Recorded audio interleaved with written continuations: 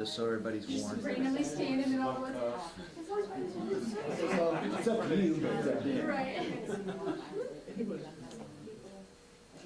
Yeah, we're live.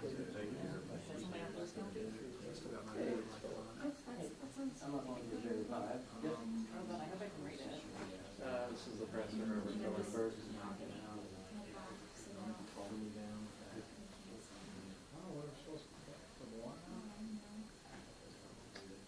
All right, appreciate it. Thanks, Troy.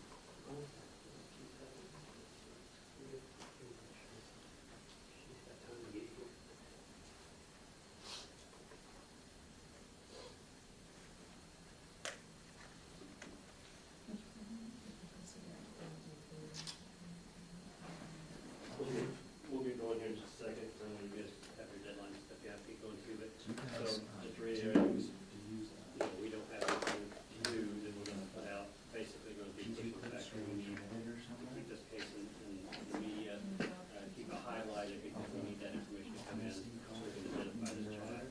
That's our number one goal, is identifying him. To this point, we haven't got that information. Do you have technical music? But we ask that you don't ask anything specific. You can go to the human side, questions that you might have or something like that. We don't want him to answer. Ask him questions that are literally about our case. Oh, I'm sorry. I understand you want to. Sorry, that's my fault. No, That's my fault. SD, not We have P2, not P2, SD part, investigative yeah. reasons that So you go tell us ahead? not to do. No, well, it has a P2, but I don't use P2. We just use SD part. Some of our cameras still use P2, the big ones. But this can do P2, but I We'd use like to SD keep cards. just Yeah, for I can just investigative get reasons. my card real quick. His image to the mental hotel, because things can change, and there's reasons for him not to really be out there. So, once we have the cause of death and the time of death, that type of thing, as long as the investigators say this is something we can release. Again, it's all based on the integrity of the case. All right. Probably I won't be any can't reason that we imagine. can't, but until we get that and they discuss it, there's a whole team working. So as long as they're comfortable with it, why we need to put that up.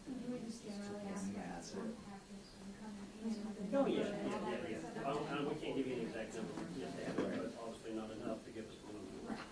Is it being investigated as a homicide, or is it just Right a now, death it's just a death investigation? investigation. Okay, it's after 3, and I said 3, so I would assume if they were going to be here, they would be here by now. You guys need a mic check, anything like that? Are you already set up? Good to go? I'm going to have to move this. I got the number here, so is that, you're all good then? Okay. Thanks for coming. We appreciate everybody coming so that we can speak about this case and keep it hopefully in the forefront of everybody's mind. So as the news conference that we gave yesterday, you realize that we are dealing with the death of a young man who was discovered Saturday evening. We had a news conference yesterday asking for the public's help so we could identify this child. And right now that is the number one point of this investigation, to find out who this child is. At this point, we still do not have that information. So despite the numerous news articles and TV coverage and social media posts, we don't have that answer. And that is our number one goal at this point, is to find out the identity and the name of this child. And he deserves, to be heard. So that's what we're asking the public's help.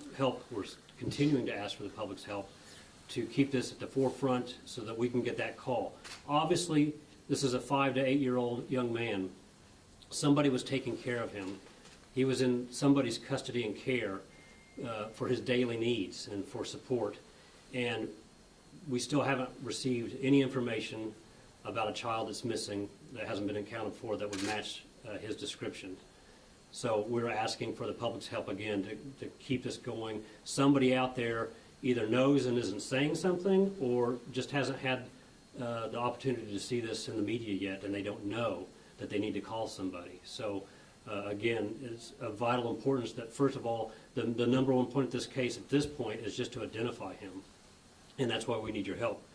To help with that, we have received numerous tips and calls, social media contacts, things like that in the past 24 hours. We ask that if you do have information, our social media is not the way to contact us for a tip. That's not monitored 24/7. There's lots of different avenues to contact us that way that could be overlooked. So we ask that you use the tip line. We do now have a dedicated tip line just for this investigation. That tip line is 1-888-437-6432. I'll repeat that, 1-888-437-6432, and that is a national 1-800 number. So we do have our own 800 number here to the post, but it only works within the state of Indiana. This number is a nationwide number that anybody can call and give us information. So we ask that if you have a tip, if you have a possibility, if you have information that you feel like you need to relay to one of the investigators, that you use that number, because that way we can track everything, we can make sure that everything is looked at in a proper way and nothing is overlooked. So please, we stress that you use that number, and if you can, as far as your broadcast, if you can put that graphic up there, obviously nice and big and bold so people see that. Also, we've received numerous calls and contacts reference a young man by the name of Cody Bigsby, who's missing from the Hampton, Virginia area. We realize that a lot of people, based on the information that we put out, that could be a possible match. It could be a possible match, but we have been in contact with the Hampton Police Department that's working that investigation. To this point, we don't believe that's going to be a match, but that is still being looked into. So again, we're crossing every T and dotting every I. So until we have a specific information to say, no, that's not him, but we're not being led in that direction to believe that that's going to be a match. So lots of people have sent us that tip. Lots of people sent us the graphics for that. You don't need to do that anymore. We obviously or definitely looked into that, and numerous others that are on the websites for missing children. We've contacted many state agencies, local agencies, federal agencies, as well as working with other federal agencies on this investigation, offering assistance. So we're looking at lots of different avenues, pretty much anything we can. We had originally said that we thought possibly this would be something from the local area as far as the young man's residence, but because nothing's happened, we've been in contact with schools and other agencies in this area looking for somebody who maybe didn't show up that was expected to be there. We haven't had any matches or anything to show up that would answer that question. So obviously, this could obviously be a national thing. So it could be a child from any location. We're not going to preclude anybody, and we're going to look at any information that comes in that could answer the question as to the identity of this child. At this point, again, we don't have anything new. We just want to get that information out there. People to please use that 1-800 number, and just know that we're not going to stop looking until we find these answers. Somebody, again, was taking care of this little boy. He's 5 to 8 years old. He's obviously not taking care of himself. Somebody knows something. Somebody out there knows the answer to this question, and they're either choosing not to come forward to that information, or the right person just hasn't heard this information. So we ask that you please spread the word so that we can identify this young man and give him a voice. Also have today with me Detective Matt Busick, who's working diligently on the investigation. So if you have any questions for Detective Busick or myself, you can go ahead. Given your just history in law enforcement, especially when it deals with cases like this, just kind of talk about the urgency of how fast you guys need information, because we keep going on day after day after day. Yeah, anything we get, the quicker we can get, it's going to help greatly. For a case like this is anything like any officer wants to work, but we are trying to work through it. But yeah, anything you have, please call in on the number you've been given, and we'll work through it. And you mentioned that local agencies have been checked in with. When not finding a match, is that what prompted wanting this national hotline number? Why was that created? Because this is happening very quickly. Right, and the main thing was because tips have already been coming in from lots of other parts of the country, so we don't, it's just a number they can call from any part of the country, not just our local numbers that we already had. So it's just to ease in the investigation, to make it so anybody can call and not have to worry about, that 800 number doesn't work when you're not inside the state of Indiana. So in case somebody has an issue with making a long-distance phone call, they don't have to. We're not saying that we expect or we think that this is a national issue. We're just saying we're keeping all doors open. So that just makes it easy for everybody. And then to reiterate from yesterday, either of you can answer, but it was mentioned it's believed that this is recent and that this child probably hasn't been missing very long. Is that still the belief? Is that still the case? Yeah, and obviously, we're still waiting on the autopsy results. That part of the process is not in our hands. So once we have those answers, that can change the answer to that question. But at this time, we would believe it's going to be fairly recent, sometime within the past week. Sergeant Hall, Is there- going off of that, what you mentioned, the autopsy, is that the reason why you have not elevated this to a homicide investigation yet? Right. There's a lot of questions to be answered, and typically on any investigation like this, we're going to wait for those official answers from a doctor to say this is exactly what happened. We're not doctors, we're police and investigators, and we can all make assumptions, but that's not our job, to make those assumptions officially. We wait for the proper authorities to say this is the cause of death, this is the time of death, and then we can move forward from there. So. Additionally, you mentioned some of the schools and people that you had called and talked to.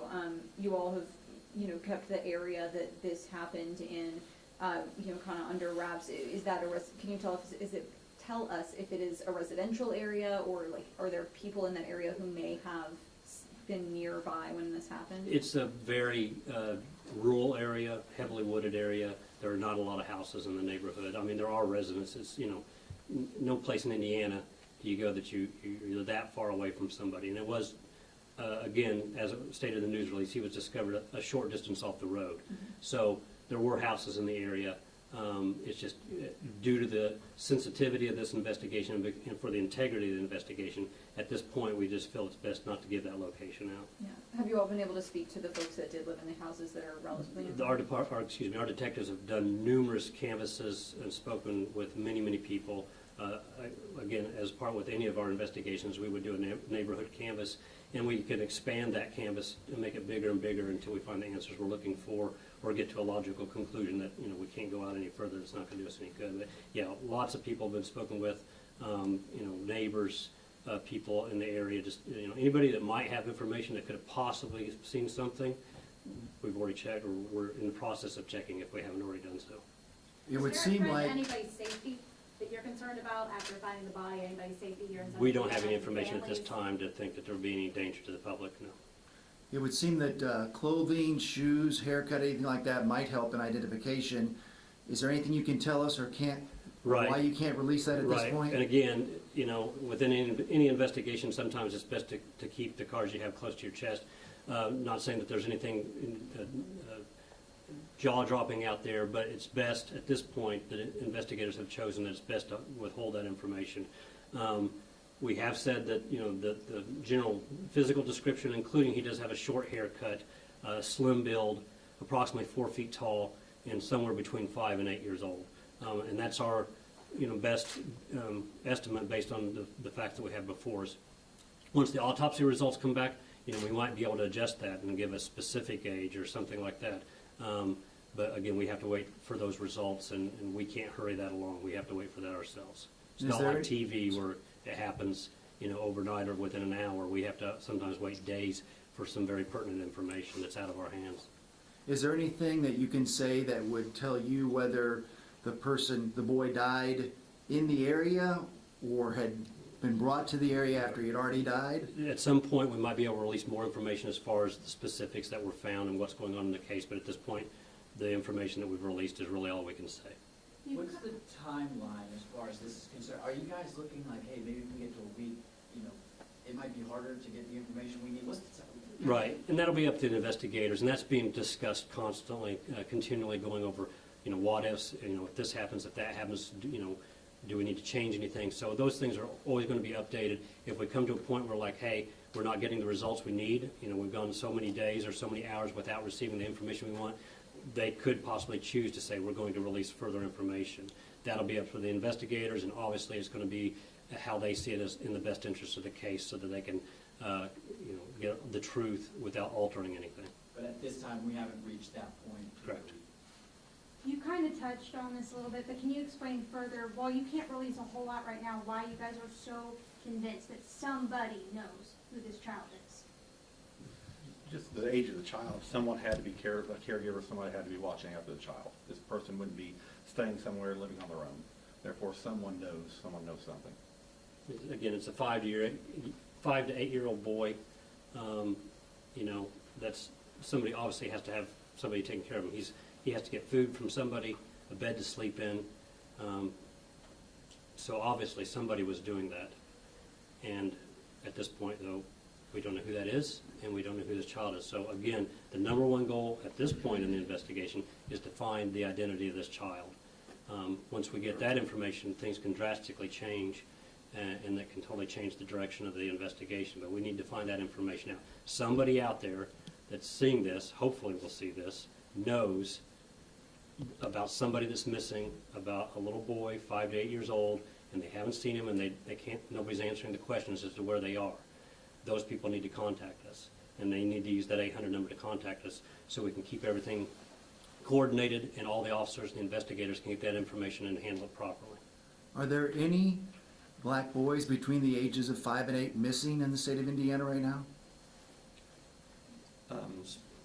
Those are some instances we're looking into that, but nothing right now that's directly pointing at our incident. I'm sure if you look at the missing children's clearinghouse list, somewhere in Indiana, that's the case. Obviously, if there's something that's a close match, that's already been looked into or they're currently looking into it. But again, nothing to this point is matched up to say, oh, we think we might have, what we're looking for here. So that's why we're making this plea again for the public's help to say, spread this word. It very well likely could just be the fact that nobody knows yet and can't speak out. Again, we'd like to say, or we might assume that it's somebody somewhat local, but we don't know that. So it might be somebody in a state 2 or 3 states away who has the answer for us, or even further. Any other questions?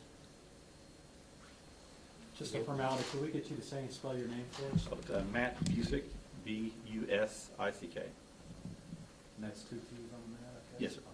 Always got to check. Again, and we understand, we know that there's, I've been asked a lot of questions over and over again, and what about clothing, what about this? And we understand, and, we hope that we come to the point one day we can say, hey, this is what we've got, and we can give you more, but we're not going to do anything that we think could possibly jeopardize the case. And, it's early in the case. I mean, this is still the day after, basically, it started Saturday evening, it's now Monday, so it's still relatively early. We still don't have autopsy results. There's lots of things going on in the background, lots of things. It's a very in-depth investigation. So just ask people to, if they have information at this point, if anybody wants to help, obviously that help is to help us identify this boy. Are those autopsy reports expected tomorrow still? As far as the information that I have is it's still scheduled for tomorrow, so I would assume that those results would come back tomorrow at some Well, point. it's scheduled for the autopsy. The results may be a couple of days still. Well, the full results The full obviously results. will take more than one day. Is that being performed by the Washington County Coroner? It's performed at the Washington County Coroner's Office, but it'll be a medical examiner coming in to do so. Anything else? Again, we just appreciate your help pushing this out there. We don't want it to fall out of the spotlight. We want that call, that tip to come in that gives us the answers that we're looking for. That's the biggest point. That's the biggest thing we can say right now. Somebody's taking care of this child. Somebody somewhere knows something. Once we can identify this child, that's drastically going to change everything, and that's the information we need right now. Somebody can do it.